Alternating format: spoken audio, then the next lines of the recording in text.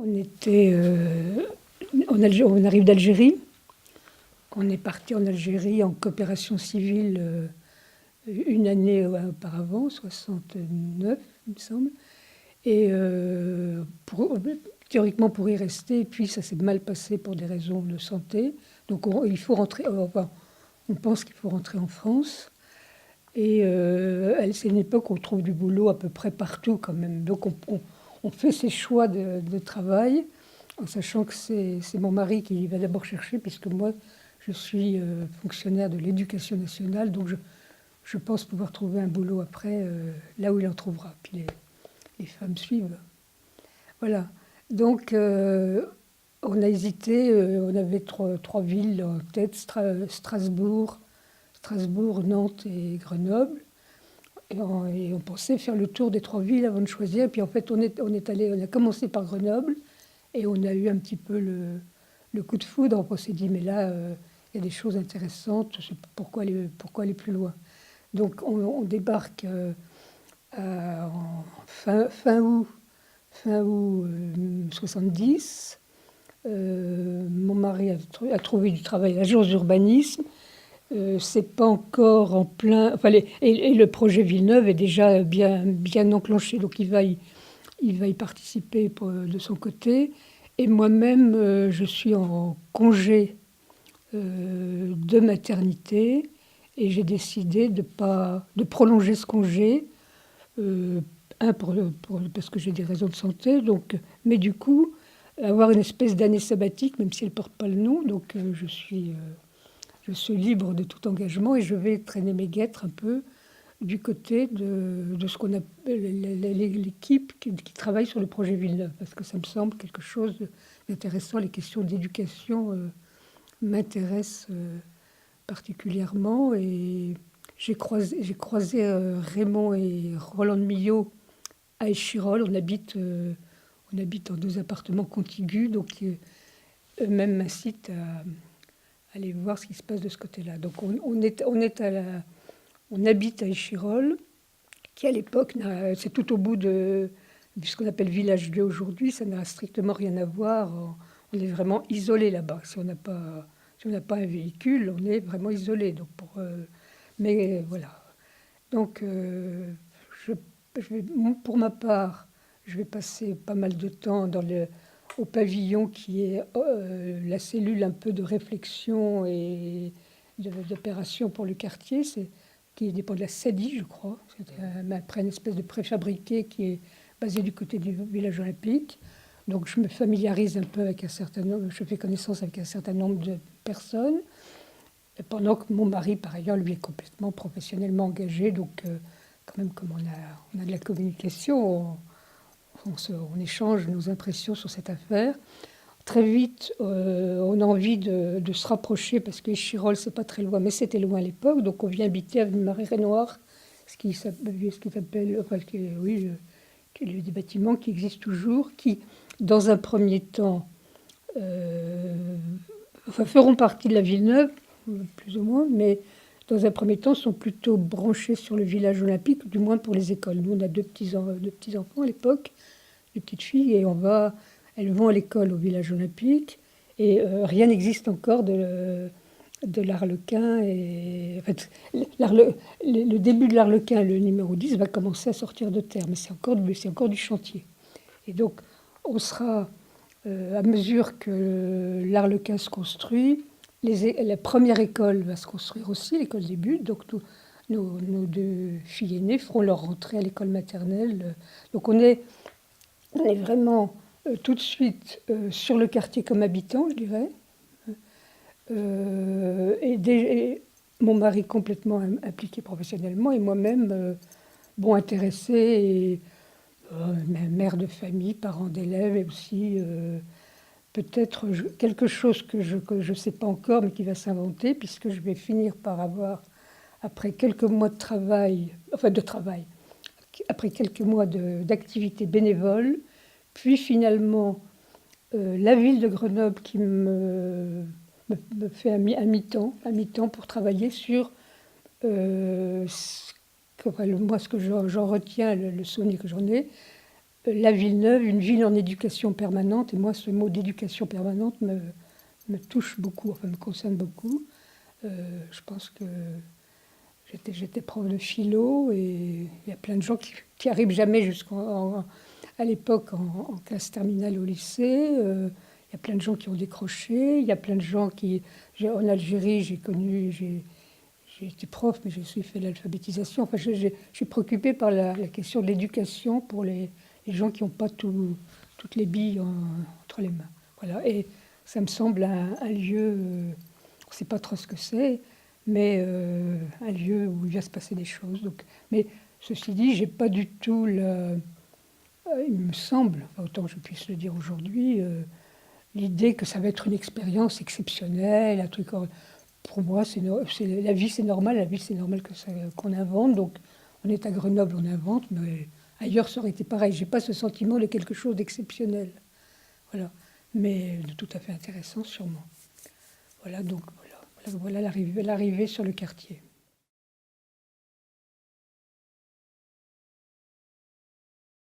D'abord, ce qui est intéressant, c'est que c'est vraiment des équipes pluridisciplinaires. Ça, c'est peut-être ça qui est très original, c'est qu'on a rassemblé, dans le moment de la conception du quartier, des gens qui sont de l'éducation, mais d'autres qui sont de la culture, d'autres évidemment des architectes, des urbanistes, mais aussi des gens de l'audiovisuel, des gens de l'action sociale, des médecins. Enfin, il y a enfin, moi, la richesse de ce démarrage, c'est que des gens venant d'horizons très différents, mais en écho, en connivence, en cohérence, travaillent ensemble et se décloisonnent un peu. Ça va être dans le projet d'architecture de décloisonner, mais aussi dans la tête, on se décloisonne un petit peu. On va travailler avec d'autres. Et les premiers moteurs qu'on a dû identifier, on a tous des noms dans la tête, de l'équipe première, mais très vite, elle va s'étoffer. Entre Bertrand Petit, Populus, Bonneville pour l'éducation, les Millau pour l'instruction, l'école élémentaire. Et, bon, j'en oublie plein, mais tous ces gens-là, très vite, vont eux-mêmes constituer un peu leur petit staff, enfin, avoir à la fois, je pense, en recrutant assez vite quand même des assistants, des conseillers, je sais pas, enfin, dans l'équipe d'urbanisme, c'est sûr, et l'architecte, elle est très vite étoffée, mais les autres aussi s'étoffent. Et c'est quand même, cette époque est relativement ouverte, même s'il y a des caractères assez trempés et que c'est pas toujours souriant. Enfin, il y a quelques têtes dans ça, et il y a de la controverse, mais il y a du débat. Mais l'ensemble, ça se construit ensemble. Et je pense que très vite aussi, enfin moi c'est le souvenir que j'ai, c'est que dès qu'emménageront les premiers habitants à l'Arlequin, donc 10, 20, je pense que ça a été par ces deux montées sûrement, mais en même temps sans doute 10, 20, très vite les habitants vont être associés. Donc ça c'est quand même dans cette idée de départ que le quartier va se construire aussi avec les gens qui y habitent. Ce qui est sans doute original pour l'époque, j'imagine. Parce qu'en général, on emménage et puis les choses sont faites, donc les équipements sont faits. Mais là, par exemple, moi j'ai le souvenir pour le précis, parce que ça m'a concerné, c'est pour ça que je m'en souviens, les crèches. Ben, comment on va faire pour faire une crèche alors que la première crèche prévue n'est pas au 10 ou au 20, elle est un peu plus loin dans les équipements. Il n'y a pas de crèche, mais il faut bien une crèche, parce que c'est plein de jeunes ménages qui arrivent avec des petits-enfants. Et ben, la crèche en appartement, ça semble peut-être banal aujourd'hui, il y en a eu plein après, mais c'est vrai, faire une crèche en appartement, c'est pas dans les normes. Hein, les normes, il y en avait déjà, ça ne date pas d'aujourd'hui, les normes très contraignantes. Donc on va faire une crèche, elle ne sera pas au 10 au 20, mais elle sera quand même le plus vite possible. On va trouver adouber 2 appartements pour que ça soit assez grand, que ça ne soit pas trop loin pour en descendant, les petits puissent quand même aller jouer un peu dans le sable. À l'époque, on pouvait jouer dans le sable. Et donc, on invente aussi un peu en fonction des contraintes. Enfin, tout n'est pas totalement figé et les habitants sont écoutés.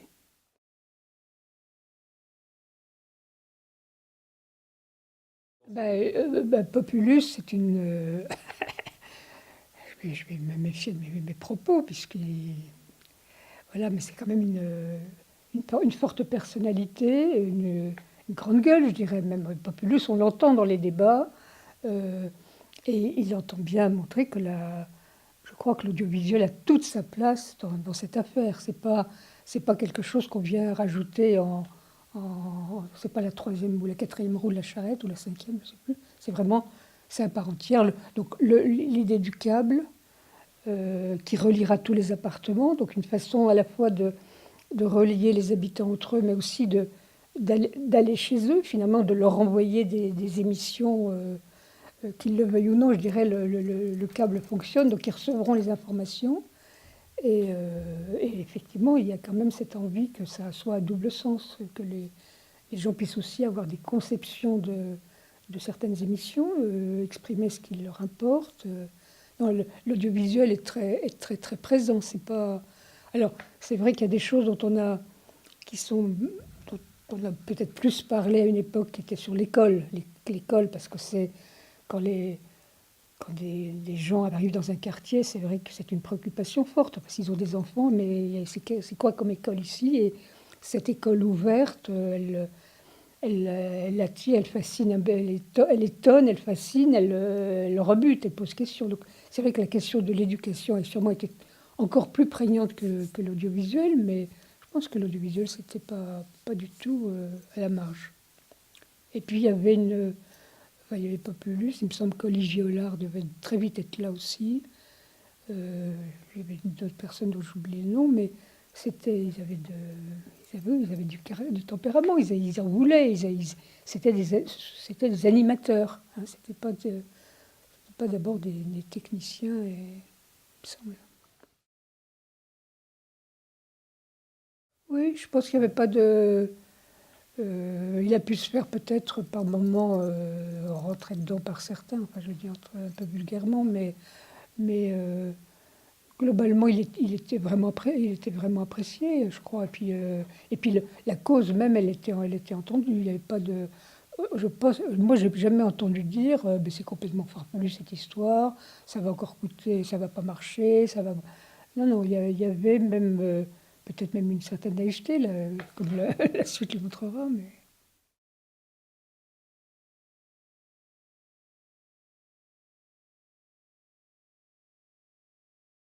Il y a une espèce de volontarisme, hein. C'est sûr que parce qu'on a fait des coursives.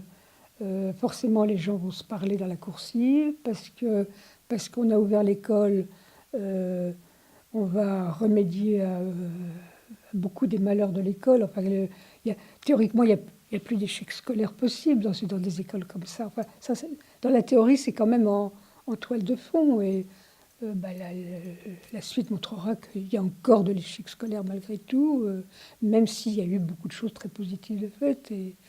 Euh, mais oui, je pense que c'est très volontaire, mais c'est vite aussi étoffé et soutenu par une partie des habitants, une partie, qui, qui épouse cette cause, enfin qui est venue très volontairement là, pas simplement parce qu'ils avaient besoin de se loger. C'est vrai que la qualité des logements est appréciée, mais leur organisation et le projet, il est repris par une classe moyenne supérieure, enfin, je ne sais pas comment il faut la qualifier, mais euh, et pas seulement, puisque les conditions d'accès des logements sont quand même tellement favorables que il y a une partie de militants, je dirais ouvriers, de la classe ouvrière, à l'époque, je pense qu'ils se seraient nommés comme ça, milieu populaire, mais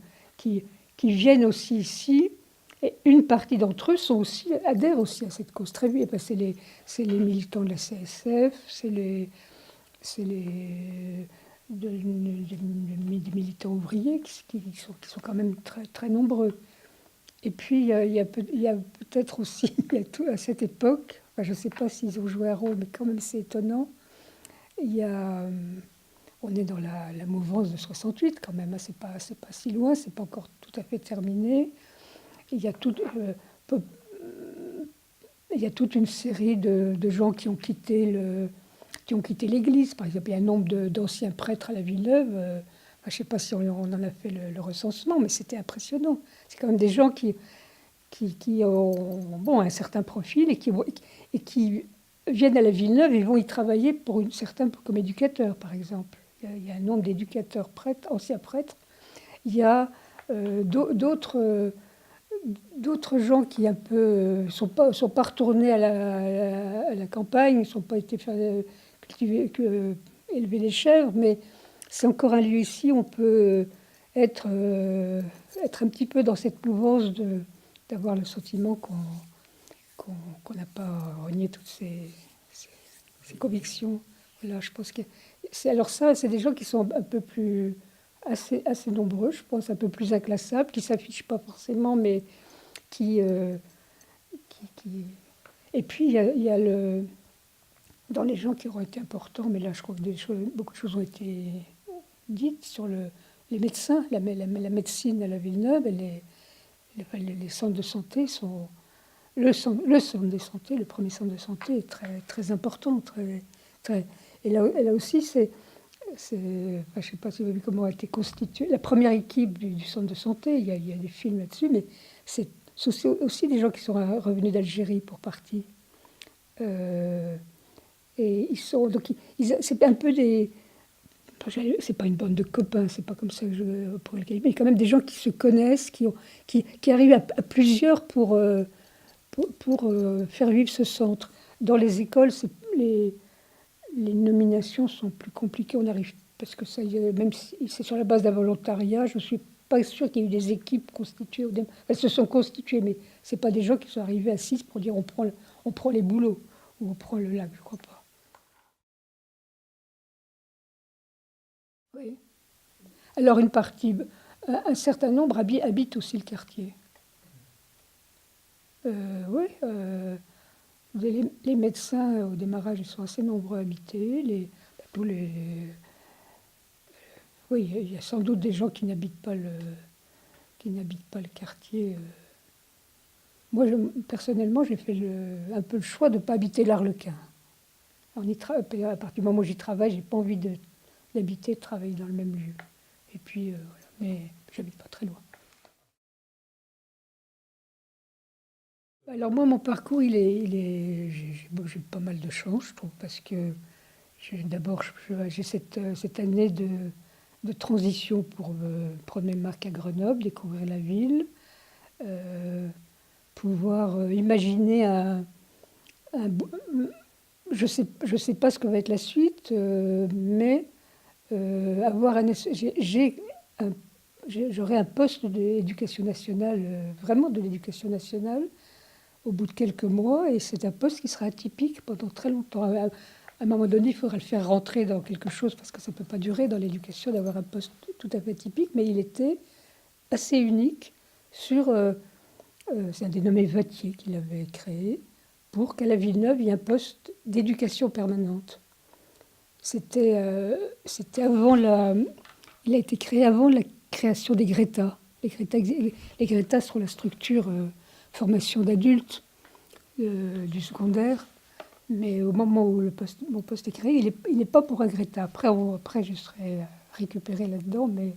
Et donc, c'est un endroit où on peut inventer, imaginer, travailler quand même, faire quelque chose, mais de la formation pour des adultes tel qu'on peut imaginer que c'est utilisé sur le quartier. Donc, moi, je vais travailler sur un peu les questions d'alphabétisation, faire que très vite des cours d'alphabétisation aient lieu. Et ils ont bien démarré, ils seront très fréquentés, beaucoup plus facilement que par la suite. Les femmes qui arrivent ici vont au cours d'alphabétisation, il n'y a aucun problème. Et puis on mettra en place toute une série, alors à la fois des cours de formation, beaucoup pour des femmes, parce que c'était une époque où les femmes arrêtaient de travailler quand elles avaient des enfants et reprenaient, ce qu'elles ont moins fait par la suite, l'interruption. Donc il y avait ce problème de revenir au travail. C'est l'époque au niveau national d'Evelyne Sulero, retravailler. Donc c'est une première question qui touche plus les femmes que les hommes et qui peut les toucher les deux. Donc, des organisations de formation, de remise à niveau, ou de remise à niveau, des équivalences de bac, ou un peu à tout niveau. Et aussi imaginer que la formation, c'est pas forcément professionnel, c'est de l'éducation permanente. Donc on va monter ouais, des formations qui aujourd'hui semblent peut-être un petit peu farfelues, un peu gratuites. On appelle ça de l'éducation populaire peut-être, mais moi à l'époque on n'a pas utilisé le mot d'éducation populaire. D'autres l'ont utilisé sur le quartier. Je pense que les peut-être au niveau de la culture ou de l'espace-licence, le terme est apparu. Dans notre département éducation permanente, on ne l'a pas utilisé. Et là, c'est une période où on a été beaucoup soutenu et accompagné par Bertrand Schwartz, qui est venu très souvent sur le quartier.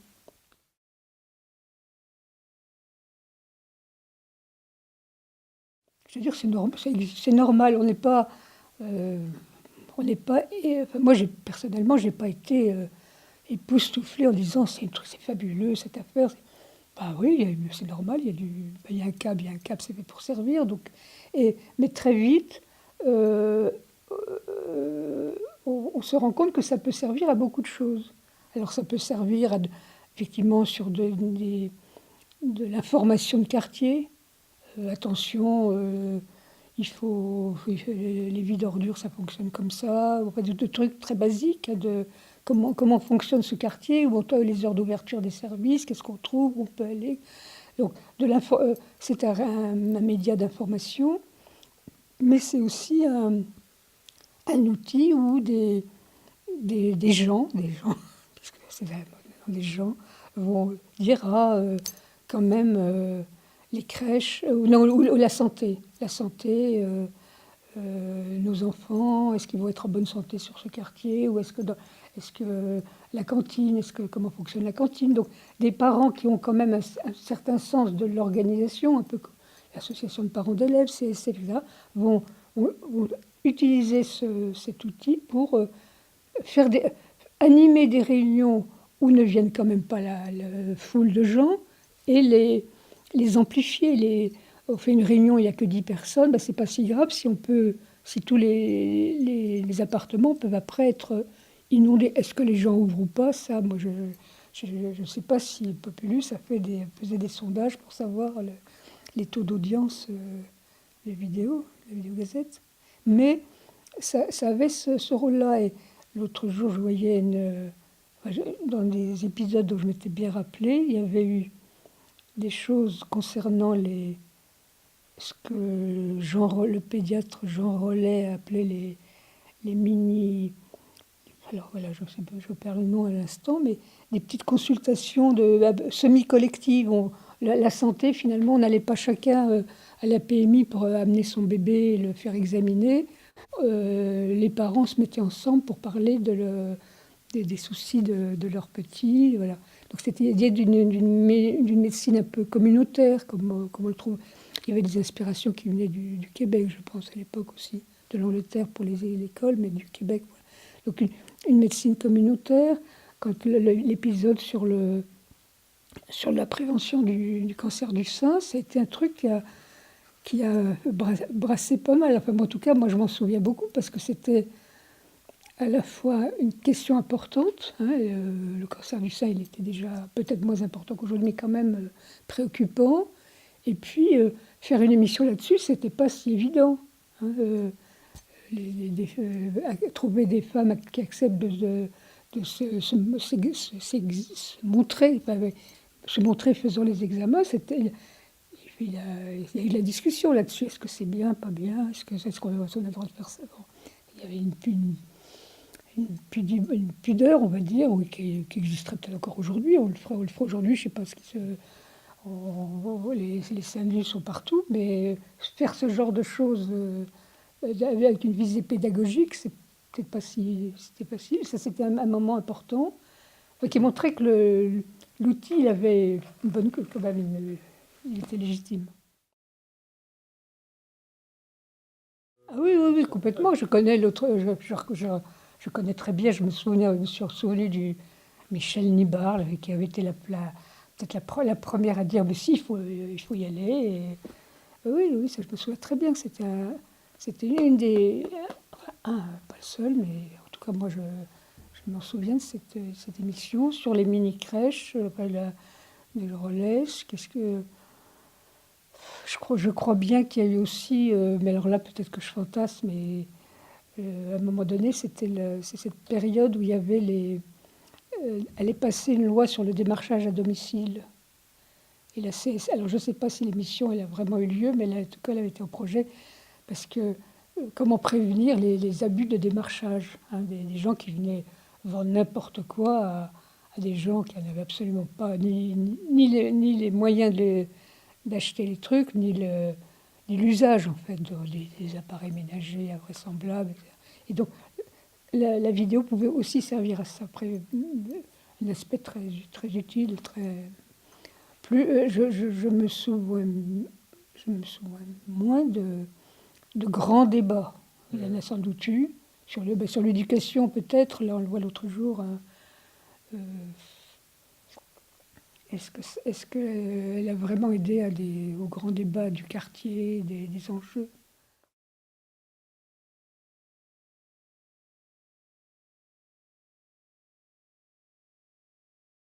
Ah ben oui, oui. D'abord, il y avait trouver des gens partants, trouver des gens qui trouvent l'idée bonne. Soit elle était suggérée par des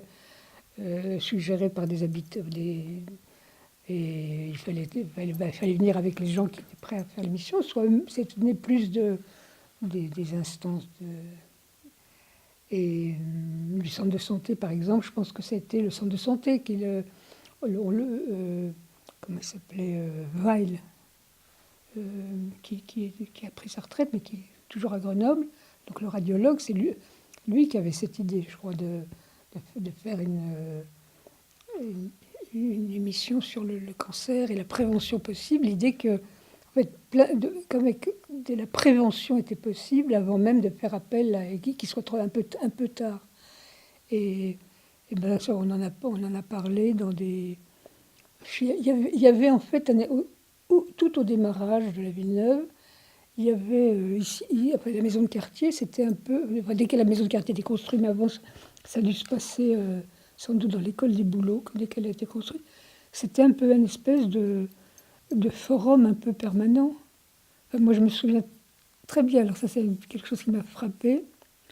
Il y a eu un jour où je me suis dit, ah, je ne peux plus aller à toutes les réunions qui existent sur le quartier. Mais parce que pendant un moment, mais je ne sais pas si on s'occupait un peu de ses enfants aussi, mais enfin, on était à toutes les réunions, on était à tout. On avait ce sentiment qu'on couvre tout, qu'on est oui, omniprésent, qu'on sait ce qui se...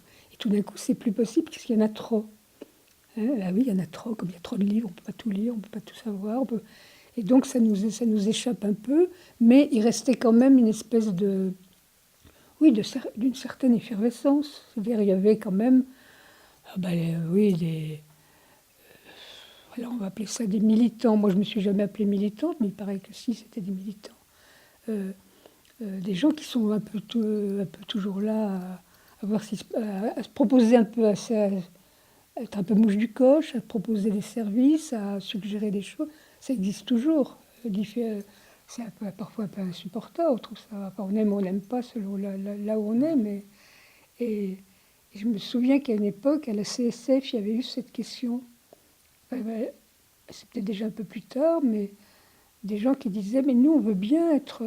on peut aller aux réunions de parents si c'est une fois par trimestre, mais si maintenant vous nous demandez d'être tout le temps aux réunions, c'est plus possible. On jette le gant, on en a marre, on vous suit plus. Donc il y a eu ce débat d'un peu des gens qui on n'en fait jamais assez, il faut aller chercher les gens, il faut les faire venir. Ils doivent une espèce de devoir de participation. Et d'autres qui disaient, qui disent, bon, laissez-nous vivre, c'est déjà assez d'avoir le quotidien.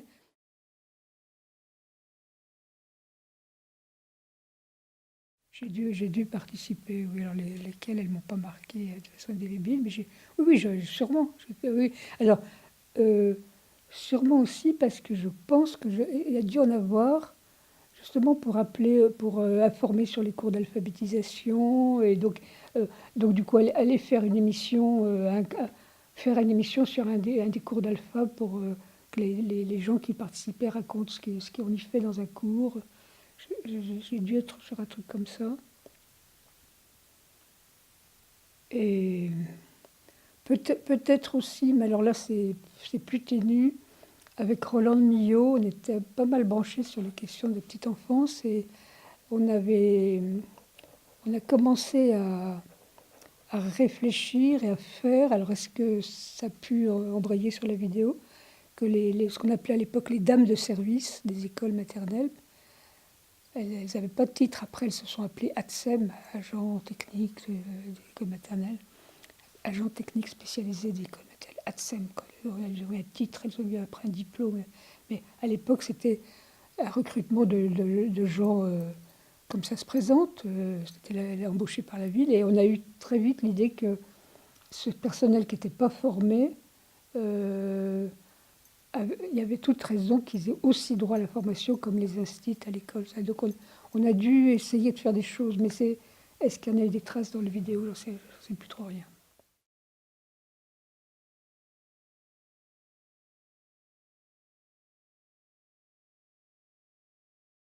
Non, honnêtement, c'est difficile parce que je pense que je vais projeter beaucoup de...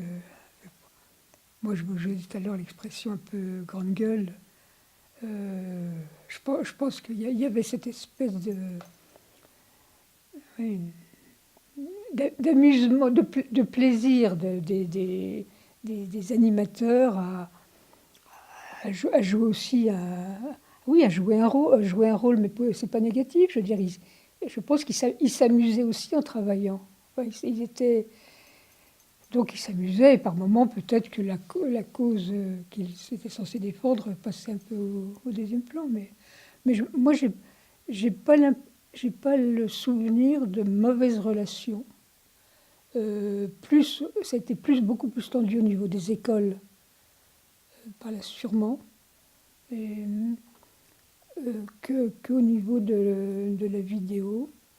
Mais peut-être aussi, les écoles ont concerné tout le monde, enfin tout le monde, tous les gens qui ont des enfants, mais ça fait quand même beaucoup de monde à la Villeneuve, beaucoup de ménages avec enfants. La vidéo, on pouvait quand même rester un peu plus éloigné, même si elle était censée venir dans les appartements, on vous obligeait quand même pas, on n'était pas obligé d'avoir son truc ouvert. Non, non, donc je regardais pas, mais j'en allais regarder ici, moi. Puis j'avais des copines.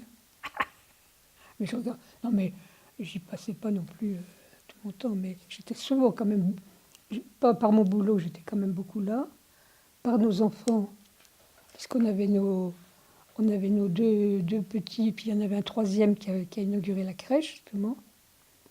La crèche du 40, il a été dans la première fournée. Donc, entre les réunions pour la crèche, on avait le dossier, je crois, numéro 30 au centre de santé. Donc, on était centre de santé. On était quand même usagers de pas mal de choses. Et en même temps, moi, ce qui m'a toujours frappé dès le démarrage, puisqu'en étant venu Marais-Renoir, donc de l'autre côté de ce qui est aujourd'hui le tram, qui n'existait pas à l'époque, mais de ce côté, et pas dans le village olympique, en fait, nos enfants avaient été, tout au début, ils avaient été à la maternelle du village olympique. On avait été branchés sur le centre social, sur le village olympique, etc. Et quand l'Arlequin se construit, on rebascule, pour les usages, on rebascule de l'autre côté. Et ça m'a frappé comme la coupure absolument incroyable du démarrage, alors qu'en fait, théoriquement, il y a une passerelle, théoriquement, c'est un peu les mêmes populations. Il y a des équipements. L'esprit village olympique n'est pas non plus complètement arriéré par rapport à un esprit d'avant-garde de Villeneuve, mais il y a vraiment cette coupure, elle a existé. Enfin, on se tourne d'un côté ou de l'autre. Et avenue Marais-Renoir, un certain nombre de parents ont laissé leurs enfants à l'école du village olympique. Nous, on a fait le choix de les mettre quand même de ce côté-là. On pouvait jouer encore, mais la coupure, elle a été un peu consommée du démarrage. Et c'est, bon, je trouve extrêmement dommage. Oui, parce qu'en fait, théoriquement, il y avait Villeneuve, Grenoble et Chirolles même. Nous, quand on est venu à Grenoble, et bon, des gens qu'on connaissait, qu'on avait connus à Lille et qui étaient déjà là, Pierre Mas qui travaillait à l'agence d'urbanisme aussi, nous avait fait une description comme quoi le centre de Grenoble allait déplacer son centre et que l'Arlequin allait être le centre de Grenoble et Chirolles. Ouais, c'est pas tout à fait ce qui s'est passé, mais...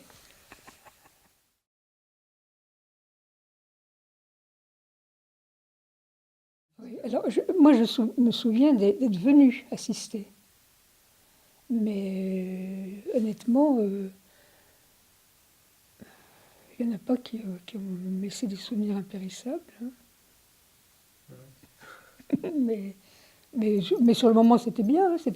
C'était sûrement d'aussi bonne valeur que les débats qu'on voit aujourd'hui, hein, sur des chaînes nationales.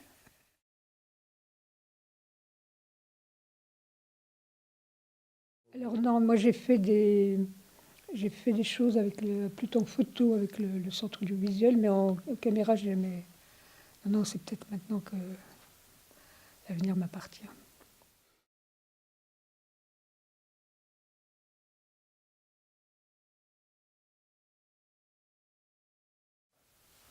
Pour moi, ce n'était pas une grande préoccupation. La façon dont on parlait des choses, je crois que j'étais plus préoccupée par ce qu'on faisait que ce qu'on en disait.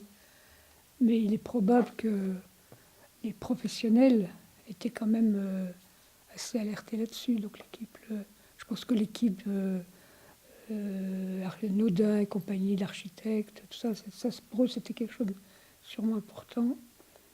Euh, les, la façon dont on parlait dans l'éducation nationale, au rectorat ou à l'inspection académique de la Villeneuve, ça c'est vrai que tout de suite ça a été quand même très prégnant par une espèce de réticence. Ça veut dire du côté des institutions, alors c'est différent du côté de l'action sociale. C'est pas non plus, les institutions ne sont pas les mêmes, hein. Du côté de l'action sociale, je pense que c'était assez positif. Du côté de l'éducation, il y a immédiatement eu de la réticence et de la réserve. Et ça, là, pour le coup, ça s'est un peu heurté parce que je pense que Raymond Millot était quand même est quand même une personnalité aussi assez forte et que c'était beaucoup de choses lui étaient, et sans doute à juste titre, insupportables dans la façon dont on parlait de la Villeneuve. Et, et c'est vrai que bah, tout au fil du temps, ça a continué, cette espèce de regard, euh, quand même on peut dire a priori, quand ça vient de gens qui n'ont jamais été voir. Après, on peut ne pas adhérer, on peut ne pas être d'accord, on peut débattre, mais il y a quand même eu des a priori assez rudes du côté de l'éducation. Et du coup, ça a sûrement amplifié des inquiétudes de parents aussi. Mais peut-être que on n'a pas non plus su assez accepter les, les réserves aussi, hein. C'est une espèce de, je ne sais pas si on peut appeler ça d'être un peu doctrinaire, mais je pense qu'il y a eu dans le, mais alors c'est pas lié à la vidéogazette, mais une difficulté à accepter la critique et l'entendre, et puis après voir si on peut y remédier ou si enfin, on ne peut pas l'accepter, mais c'est quand même une. Il y a eu. Alors, on ne peut pas lier ça à la vidéogazette, cette espèce d'enfermement quand même, un certain enfermement. C'est peut-être choquant de dire ça parce que, on va dire au contraire, c'est un quartier bien plus ouvert que plein d'autres. C'est vrai, mais il y a une façon quand même de croire que tout peut se passer là, hein. Et euh, le tram a sûrement désenclavé, et puis il y avait. Puis on est dans la ville, on est à 5 minutes, il ne faut pas exagérer, mais il n'empêche qu'il y a, il y a quand même eu. Et est-ce que la vidéogazette y contribuait ou au contraire permettait de lever cet obstacle? Je pense que ça n'a pas duré assez longtemps pour pouvoir. Ça n'a pas porté tous ses fruits. C'est beaucoup trop court. Une opération comme ça doit s'étaler sur une génération et plus. peut-être qu'à un moment donné, on a été tellement saturé de débats qu'on les a un peu mis dans un coin, voilà. Mais, et en tout cas, moi, j'ai le souvenir de beaucoup de débats, c'est vrai, mais j'ai pas spécialement le souvenir que la vidéogazette était y contribuait. Alors peut-être du fait qu'effectivement, moi, je la revoyais pas, les émissions. J'y participais, mais je voyais pas après ce que ça faisait. Mais est-ce qu'on sait aujourd'hui le nombre de gens qui regardaient, enfin, hors ceux qui participaient, combien on n'avait pas les sondages magnifiques qu'on a aujourd'hui, hein.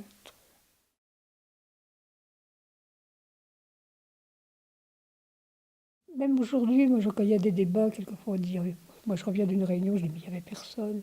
On me dit, si, on était au moins 20 pour un truc, pour un débat qui a priori moi, concerne tout le monde. Je trouve que c'est ridicule. Mais en fait, 20 personnes, c'est peut-être très bien, c'est peut-être beaucoup, hein, c'est peut-être très bien.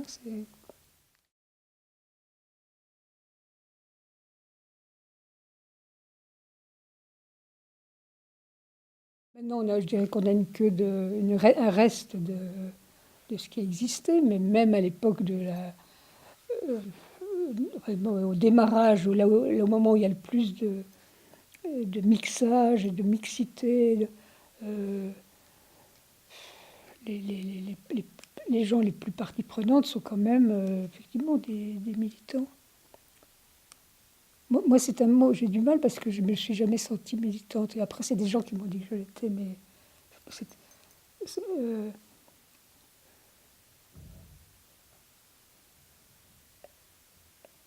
mais si on prend après, euh, peut-être pas géographiquement, mais par, par école ou par thème sur la santé ou sur le sport, qu'est-ce qui se passe dans les gymnases, les, les gens d'origine étrangère les- étaient quand même, je pense, relativement présents.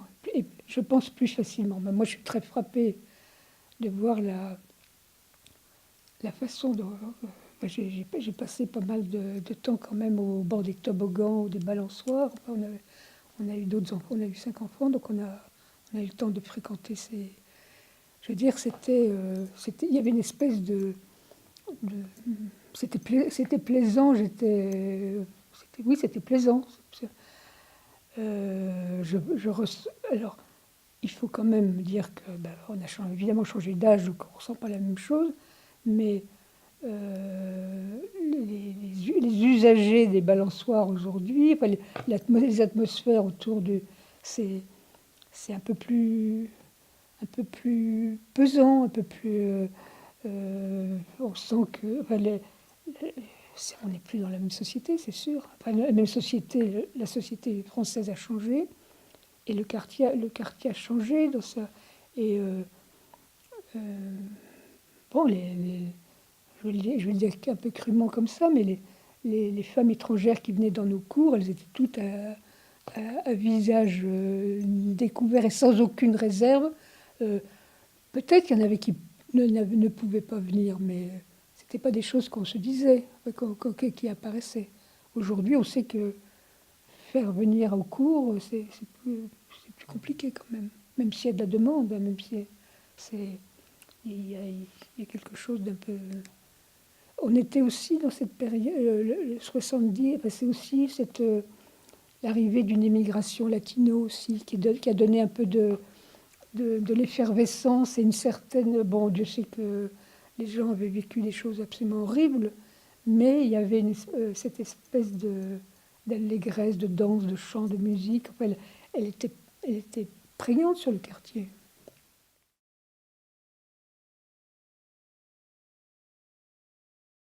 Alors, ils n'ont pas été dans les plus présents, mais si, si, j'ai une photo un tout petit bonhomme il n'est pas bien grand, il a 7 8 ans, et il était à un stade de photo, les gamins avaient des appareils photo, ils prenaient les photos du quartier.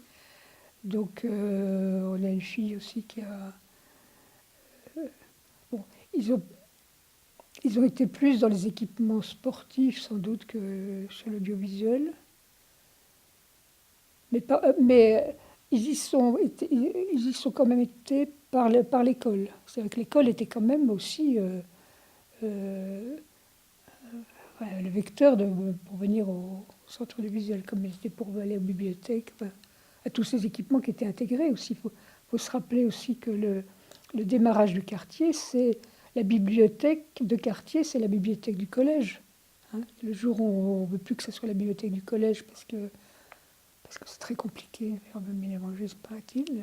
Voilà, on coupe le jour où le restaurant de quartier n'est plus que n'est plus pardon, le restaurant du collège est aussi le restaurant de quartier.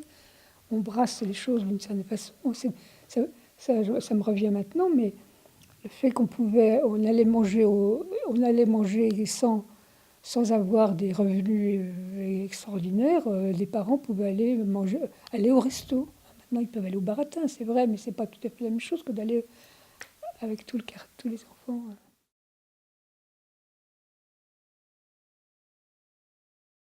Moi, j'aime mieux la mer. Non, non, mais c'est comme ça. C'est pas Nantes, hein. Non, mais moi, je regrette pas du tout. Mais je pense que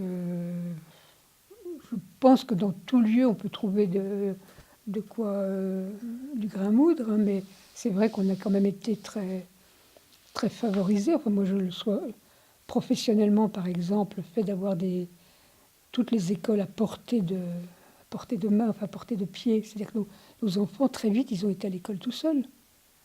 Euh, donc, j'ai pas été, nous n'avons pas été comme des parents qui doivent se faire des conduites d'école depuis je sais pas quoi. Ils, ils ont été très autonomes. Il y a eu aussi une sociabilité. Alors, on a déménagé après. Hein, on a tourné. Quand ma famille était un peu nombreuse, on a changé. Donc, on est de l'autre côté du parc, le quartier des cadres, des ingénieurs. Mais il y a eu une sociabilité, je pense, qui était quand même extraordinaire pour les enfants. Et je ne suis pas sûre qu'aujourd'hui, ça soit aussi facile. Je le dis parce que je vois que j'ai des petits-enfants, j'ai un fils qui habite ici, je vois des petits-enfants dans une école. Les parents, accompagnent. Il y a une espèce d'inquiétude. Enfin, on laisse pas je vois pas beaucoup de petits loupiaux qui traversent le parc. Nous, nos enfants, ils traversaient le parc après, quand ils ont changé d'école. Donc, c'est quand même une période, une vie facile. On a eu quand même dans l'ensemble de très bons instits et des expériences pédagogiques moi, qui valent le coup. Hein. Sur l'habitat, ben, on a été. Ouais, c'est une belle expérience. Hein. Mais personnellement, j'ai toujours aussi eu le souci de ne pas, j'allais dire, avoir tous les pieds dans le même sabot. Je veux dire, euh, que mon boulot sorte aussi un peu de ça, que nos enfants aillent voir ailleurs, enfin, je, je trouve un peu pénible par moments un certain enfermement sur la Villeneuve ou l'acharnement que 40 ans après, on n'accepte pas que le monde a changé. Voilà, donc, mais c'est bien. Hein.